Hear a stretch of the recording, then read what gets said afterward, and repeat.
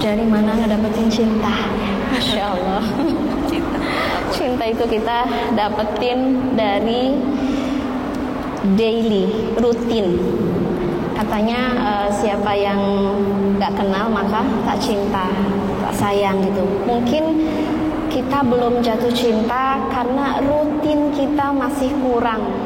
Kita belum benar-benar deep, belum benar-benar close. Kan relationship itu kan butuh deep and close, dan itu kita nggak dapat.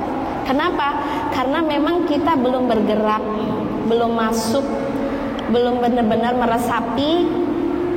Maaf saya baper, menjadikan Al-Quran itu darah daging kita, gitu. Jadi yang mengalir melewati jantung kita adalah detak Al-Quran. Yang menyuburkan kehidupan batin kita adalah Al-Quran.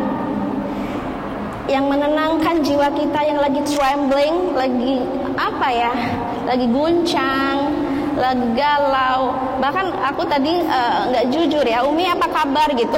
Aku sebenarnya tidak dalam kondisi baik. I'm not good. Aku sebenarnya nggak mood ngapa-ngapain teh. Sangat nggak mood ngapa-ngapain. Biasanya aku bersemangat nemenin anak-anak main, bersemangat untuk datang ke majelis taklim, bersemangat sama-sama. Ini hari-hari ini aku kayak mungkin karena luka kali ya, luka berat, luka dalam, sehingga aku nggak sanggup ngapa-ngapain. Jadi my heart bleeding every day. Jadi hati aku tuh berdarah setiap hari karena ada saudara kita yang berdarah. Tapi aku belajar, oke, aku berdarah, oke, aku sakit, tapi ada banyak yang butuh aku, gitu loh.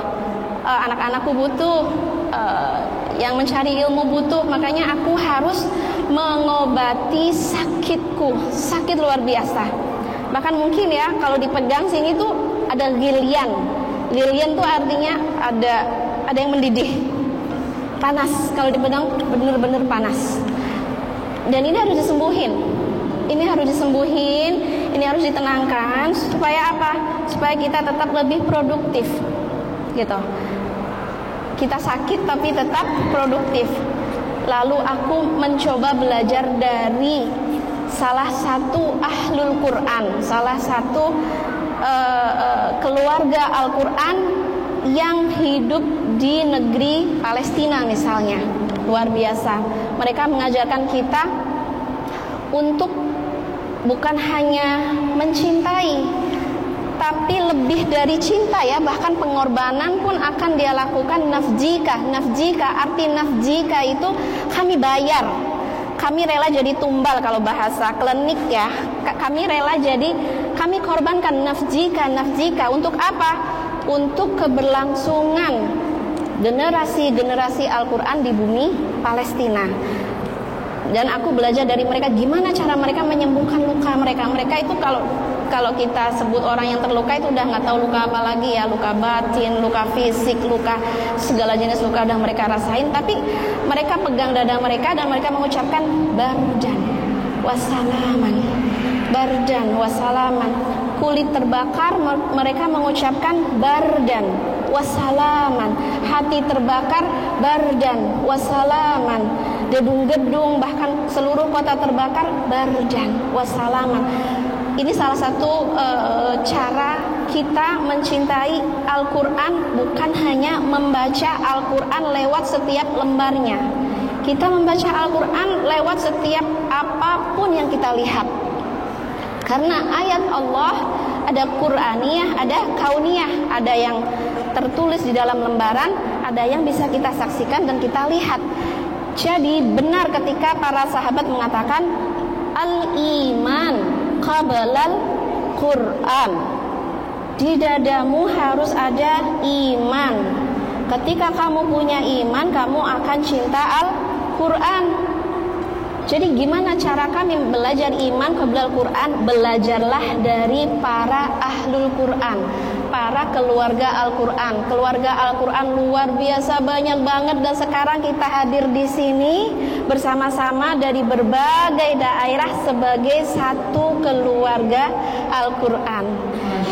Luar biasa ini ya. Ada sudah bisa menciptakan sebuah majlis ya, majlis sekeluarga, satu darah, satu rasa, satu cinta ya dari Al-Quran. Jadi kalau jawabannya gimana caranya biar kita cinta Al-Quran, belajarlah Al-Quran lewat setiap ayat-ayat di dalam lembaran-lembarannya maupun setiap ayat-ayat yang kita saksikan, ayat-ayat hidup ya. Ada banyak sekali ayat-ayat Al-Quran hidup, terwujud di dalam akhlak manusia, terwujud di dalam kekuatan manusia, atau terwujud di dalam universe, di alam ini. Ketika kamu menyaksikan bulan, bintang, ketika kamu menyaksikan langit, gunung, itu semuanya adalah Al-Quran. Jadi kamu gak akan pernah bisa terlepas dari Al-Quran. Nah, itulah yang disebut dengan cinta. Ngelihat apapun, oh ini Al-Quran sedang ngasih pesan lewat yang aku lihat, yang aku dengar, yang aku rasakan, yang aku lakukan. Inilah Al-Quran. Jadi itu yang disebut cinta ya. Jadi cinta itu close, deep, bahkan menyatu ya. Apa sih menyatu teh? Attachment ya. Ada kemelekatan luar biasa yang gak akan pernah dilepas. Bahkan kalau misalnya dalam sehari aku belum baca Al-Quran, itu kerasa dada aku kayak dihimpit, berat. Semua udah aku lakukan, tapi baca Al-Quran belum, dihimpit sampai sakit, sampai baik. Sekarang aku baca Al-Quran dan lega nafasku. Yes ya.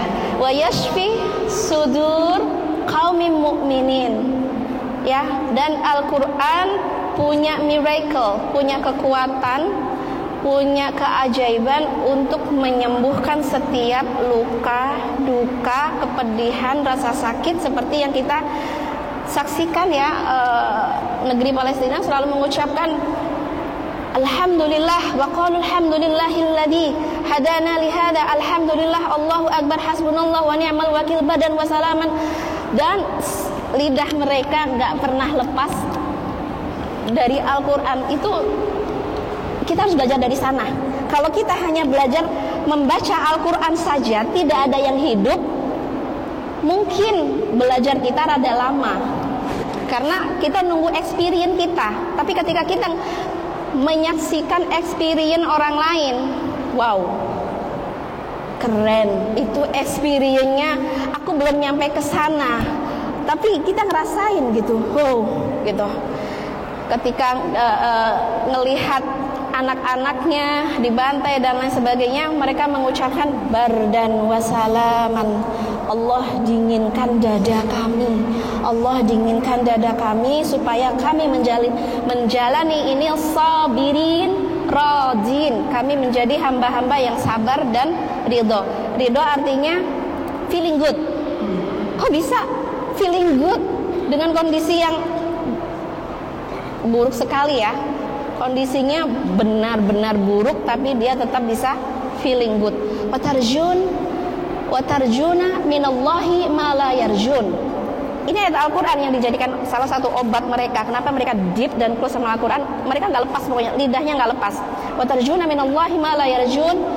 Ahlul Quran, Ahlu Ghazzah misalnya ya, mereka punya harapan yang tidak pernah dimiliki. Harapan itu tidak pernah dimiliki oleh bangsa penjajah.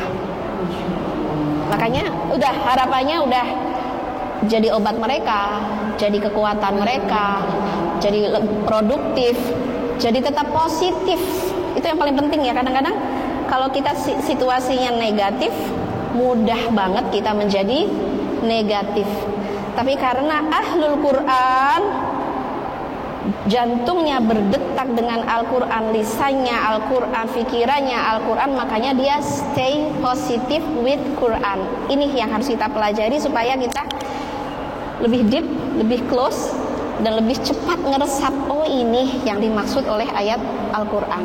Masya Allah, berarti mengacu ke pertanyaan yang pertama, masyarakat Qurani yang ideal itu salah satunya saudara-saudara kita. Yes, ya lingkungan kita terdekat. Saya ngelihat akhlak Al-Quran di Mbak Dewi. Beneran. Beliau super humble, cantik kan, terkenal tapi luar biasa humble. Ini Al-Quran. Saya lihat di beliau, maaf ya. Saya juga bisa ngelihat di sini. Semua yang ada di sini jantungnya berdetak karena Al-Quran. Jadi kita memang harus belajar dari apapun, siapapun. Oh, dia punya akhlak Al-Quran.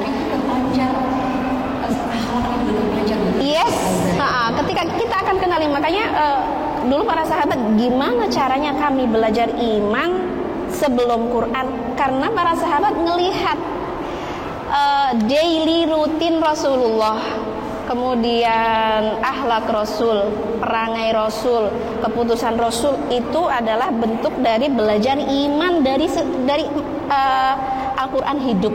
Jadi tugas kita adalah temukan Al-Quran hidup dari yang terdekat dengan kita, ayah ibu kita, suami kita, anak-anak kita, tetangga. Oh, dia punya akhlak Al-Quran. Sampai yang terjauh di bumi Gaza, bahkan sampai yang terjauh di Jepang, akhlaknya punya akhlak Al-Quran. Mereka punya itu.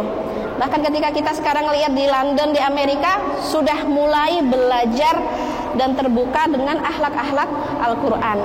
Jadi alhamdulillah, puji syukur bagi Allah, cinta Al-Quran mudah banget kita rasakan. Yang penting kita terbuka. Aku butuh Al-Quran hidup. Tentu saja ini penting ya, lembaran-lembaran penting, tapi kita juga butuh Al-Quran yang benar-benar hidup.